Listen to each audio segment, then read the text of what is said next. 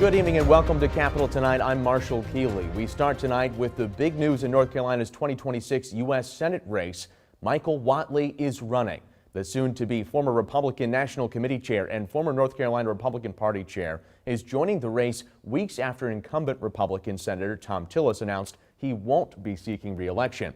Whatley has been a staunch supporter of President Donald Trump for a decade now, rising up through the ranks of the Republican Party in that time.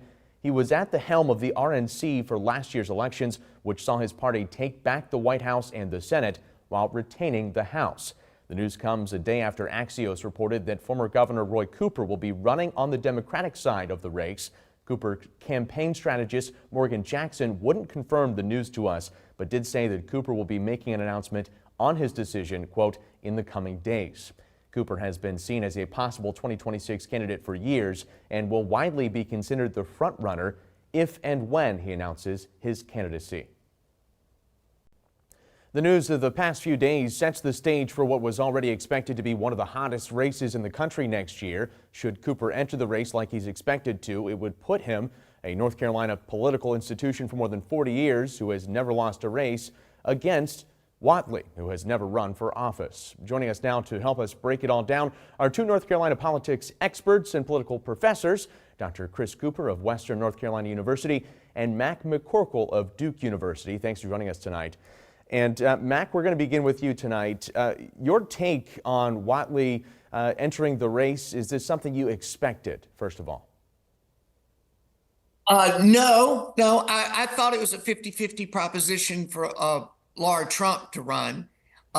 He seems to be the kind of substitute or second choice because he's got the president's endorsement and probably will clear the primary field, which is key for the Republicans. A divisive primary against a formidable candidate like Cooper would be a real problem for them. So that the first test is passed, but he's an unknown in terms of politics, outside politics. He's obviously a good operator, but unclear candidate quality. Yeah, Dr. Cooper, to that end, is that going to kind of run against him here, that he is this kind of unknown, although he has been in the RNC position as chairman now for the better part of a year. His past in North Carolina politics as the North Carolina political chairman for the RNC is also there, but that public perception, how is he going to have to mold that? Yeah, I think that's exactly the problem he's going to face. I mean, he enters in with some substantial advantages. Look, Donald Trump's endorsement, how about that one, right? He's to come right out of the gate, and I think, as Max said very well, will likely clear that Republican field. He's also got access to, an enviable network of donors. Here's somebody who is an inside operator, and that does come with some real advantages, right? Head of the Republican Party in North Carolina, then head of the RNC, right? He worked under Elizabeth Dole. He worked on the Bush v. Gore on the Bush side of that campaign. So, I mean, here's somebody who really does have the right network. But your average North Carolinian probably doesn't really know who Michael Whatley is. I went in search of some polling earlier today to try to find some, and I came up with none. And I think that should tell us something if nobody's ever thought, hey, we should poll about this guy. Right. Mac, Whatley has kind of positioned himself to be completely aligned with President Donald Trump. Is that working in his favor right now from at least the primary perspective? And then how does that bode for him in the general election if he's to make it there? Absolutely, in the primary it does. Now, in the general election, that's going to be a question. The MAGA internal conflict might be really getting going. The main problem for someone like Whatley, besides what Chris and I are saying is unknown, is remember, a lot of the people who vote for Trump in the presidential elections just might not come out as strongly, especially if there are lots of problems. So he's got the problem of he's got to convince the MAGA base that he really is somebody they should come out for. And at the same time, appeal to a kind of base that voters that Burr and Tillis were able to appeal to, kind of solid conservatives, but not necessarily Trumpers. And so that's a real challenge for him. He's got two things to do at once. He seems very skilled. We can watch it might happen, but that's a lot to ask a first-time candidate. As a former consultant who's seen this, it's one thing to be behind the camera whispering to somebody what they say. It's a whole another thing when you get in front of the camera and you're the public face. So I would expect some hiccups from Whatley at first, ones that might be correctable, but it will not be a smooth transition, I would bet. Yeah, Dr. Cooper, we do know that Whatley has a lot of history in North Carolina, attending universities here. He is from here. How much is he going to have to play into that narrative of I'm a homegrown guy, although he has served now on the national stage?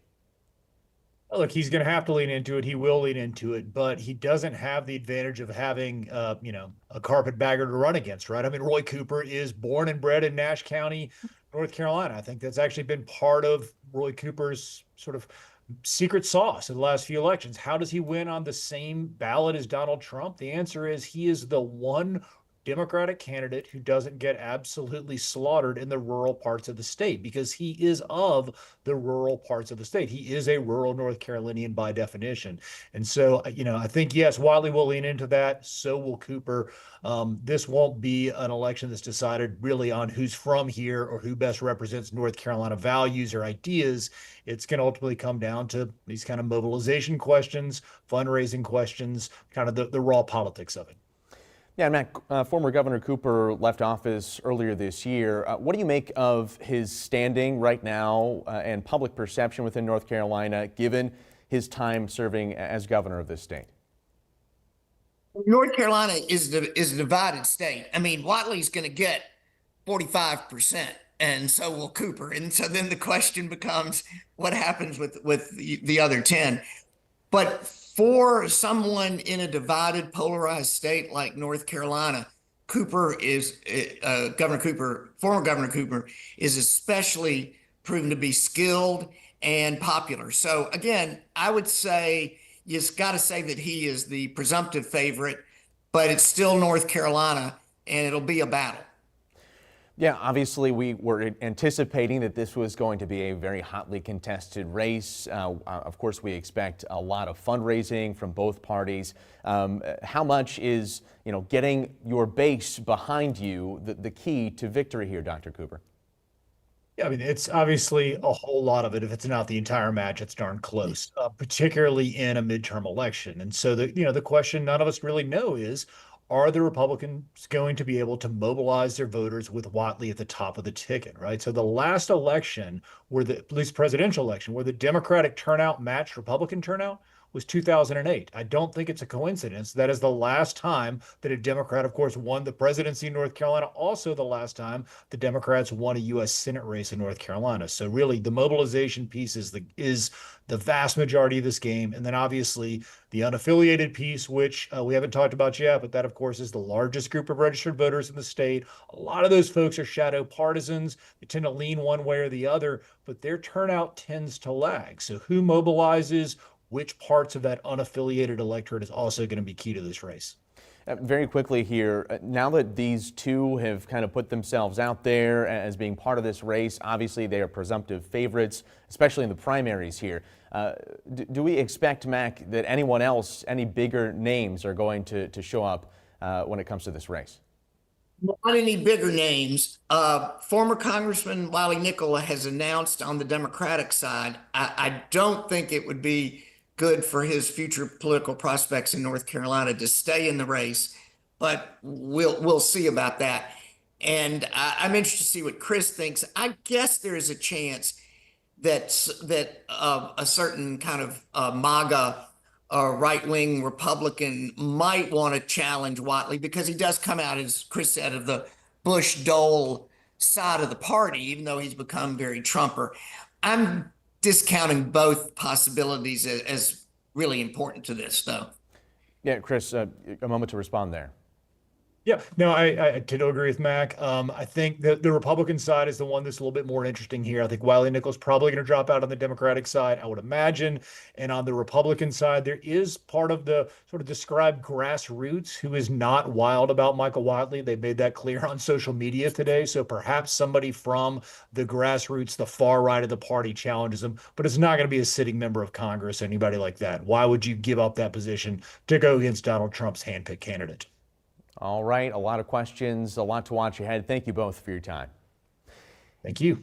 And it's time for our first break. The General Assembly is set to reconvene next week, trying to overturn a number of Governor Josh Stein's vetoes. Coming up, we take a look at what to expect next week and where things stand on state budget talks.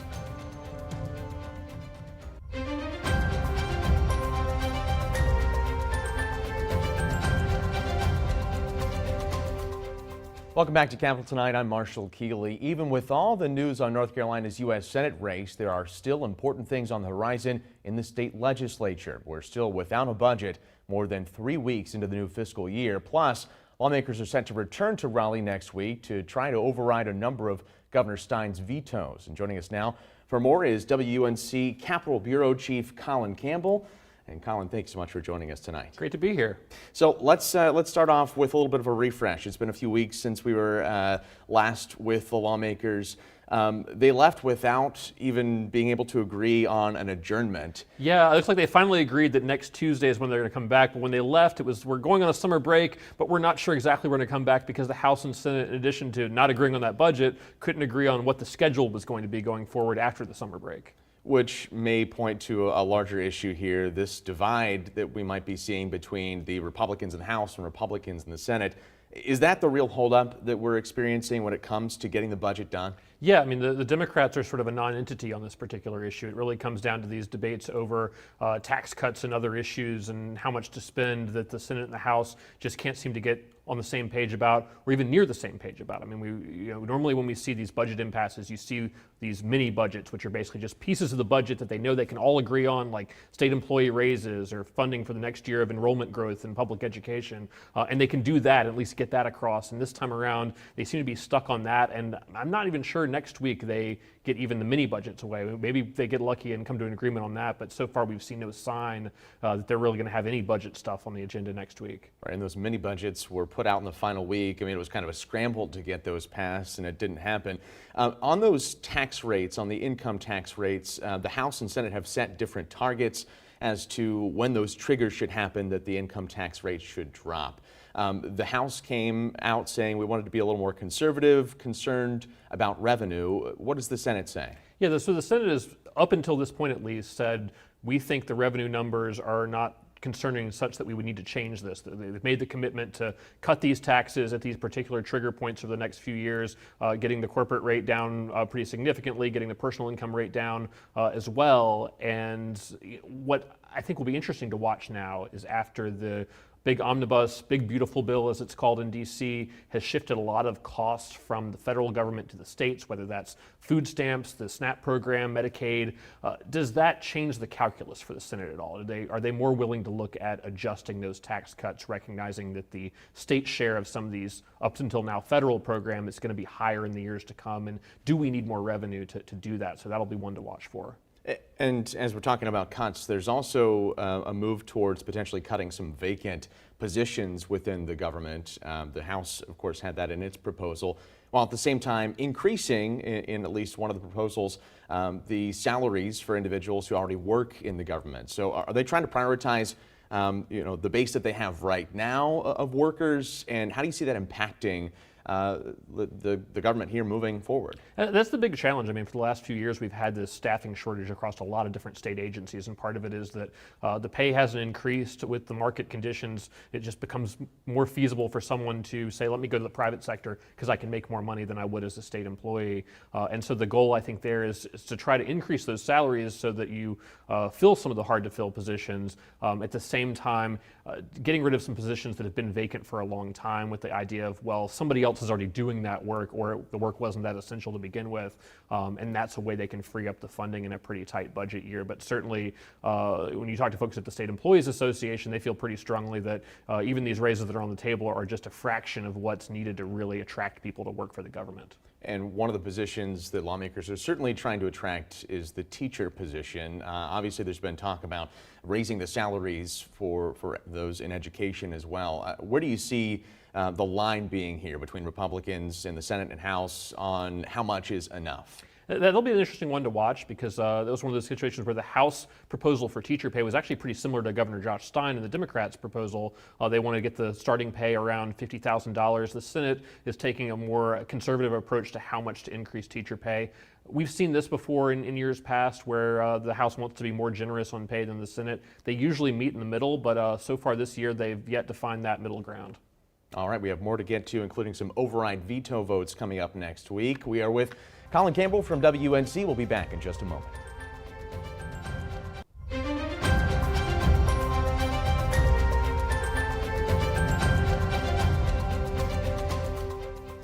Welcome back to Capitol Tonight. I'm Marshall Keeley. Tonight we're talking with WUNC Capitol Bureau Chief Colin Campbell about the latest in North Carolina politics. Thanks for staying with us. Colin, next week we're coming back to the House and Senate for the first time in a few weeks, and on the table, something they did not get done was votes on the vetoes that Governor Stein levied. About 14 of them, as I understand. 14 total, so it's a lot. It's a lot. And among them are some bills that did have some Democratic support, at least in the House, which, of course, as we know, you have to have one Democrat vote in the House in order to get this passed. You assume the Senate, they're all going to be passed anyway. But are there any particular bills that stand out that could make their way to becoming law with an override vote? Yeah, this is an interesting dynamic because some of the most hot-button culture war type issues were strictly party line votes, things on immigration enforcement, on concealed carry gun permits, repealing that, on banning diversity, equity, and inclusion in state government. Most of those really didn't get much support from Democrats, so in order for Republicans to be successful on those, they're going to have to either persuade one or two Democrats or hope that not all the Democrats show up for work next week. But that said, there's, as you mentioned, other bills that maybe got a little bit less attention going through initially that did get support from Democrats. Most notably, the bill we sometimes refer to as the Duke Energy bill. It's the eliminating the carbon reduction mandate for Duke Energy as a utility company going forward, making some other changes to how electric rates and electric regulations are scheduled. Multiple Democrats voting for that one. The governor vetoing it, saying he thinks it's going to be something that ultimately results in all of us paying more for electricity. So whether the governor can convince enough Democrats in his party to essentially flip their votes from what they did the first time around will be fascinating to see. It's really the first test of how much sway does Stein have over members of his own party. In that same vein, you mentioned, Republicans have to all be there. And that was one of the things that the final week, there was some lack of attendance that I think Destin Hall, when he spoke to us on the floor that day, was a little concerned by and maybe a little bit frustrated by. He said, I'm not going to, name names or single out anybody, but at the same time, the Republicans have to have these votes in order to get these bills finally passed. Yeah, and that's something I think we'll see at the last minute. Both Hall and Senate Leader Phil Berger seem pretty confident in the statements they've released this week that they've, I guess, consulted their members about their schedules, and they think they've got everybody on board to show up for work on Tuesday and do these votes. But life happens. A lot of members of the legislature are older folks. They've got health problems. They're going to have to look around the moment they call the vote and make sure everybody's in the room and nobody ended up having a last-minute absence. All right, we'll have to leave it there. Colin, thank you so much for joining us. Thanks, Marshall. Thank you for watching our YouTube channel. Let Spectrum News be your resource for balanced, in-depth political coverage, and click the subscribe button right here. You can also download our app or watch us on TV to learn more about the candidates, where they stand on the issues, and more. We'll see you then.